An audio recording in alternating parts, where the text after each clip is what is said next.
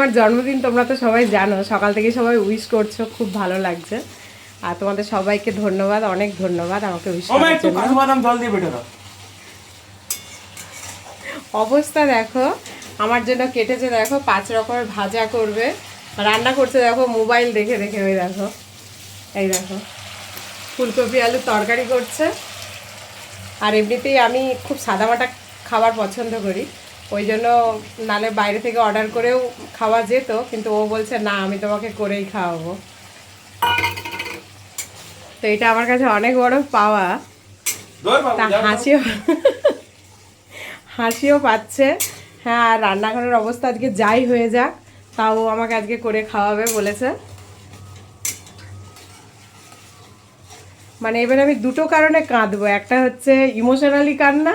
আচ্ছা তুমি যাও না। একটা ইমোশনালি কান্না, ছাড়বে না কিছু, ওগুলো আমার দিব্যি, ওগুলো ছাড়বে না কিছু।